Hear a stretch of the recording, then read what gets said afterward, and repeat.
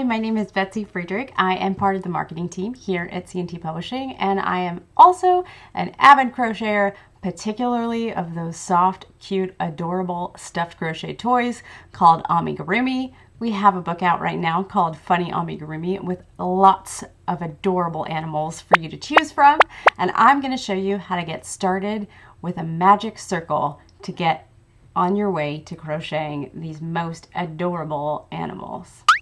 I have my yarn here between my thumb and my ring finger, and I'm going to wrap it around to make an X shape. So I'm holding the tail underneath, and then I've hooked that working yarn between my ring finger and my pinky. I'm going underneath the first bottom part of the X, underneath, and hooking the back part of the X up. And then I'm going to twist it here, and I'll show you why in a second. But that's confusing, so I'm going to show it to you again. Again, you're going to make your X.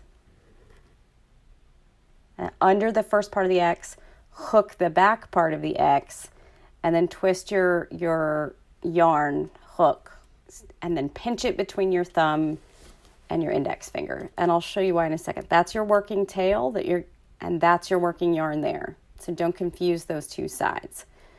And I'm, again, because I've twisted that in part to hold it, I'm going to hold the loop that's on my hook and the ring that I'm making between my thumb and my index finger, and I'm chaining one. Now, your pattern's not necessarily going to tell you to chain one for a magic circle, so that doesn't count as a stitch. But what it does is it helps you to hold that magic circle together while you're stitching in it. Trust me on this one, it's a lifesaver. So now you're just going to do your single crochet or whatever your pattern calls for that first round of your magic circle. So mine's at 6. 1, 2, there's your 2 stitches, 3, there's your third, 4, 5, and see, I'm just kind of straightening that row out as I'm going. 1, 2, 3, 4, 5, lost count,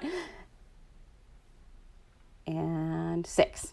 Okay, so now you've got your working yarn coming off. I'm straightening it out there just so you can see all the stitches that I've made. And then that tail that was from the very beginning, you're going to pull that to close your circle.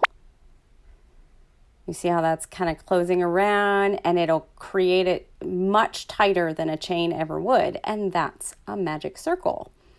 So you can't even really see that extra chain that I added in the beginning when we were making the circle. It's just the 6 stitches, but that helps me to hold all of my yarn together. And from here, you just keep going. If you think that you're ready to tackle the magic circle and get started making your own amigurumi, head on over to ctpub.com and check out Funny Amigurumi by Emily Pinot for a book full of fun, adorable animals to start stitching.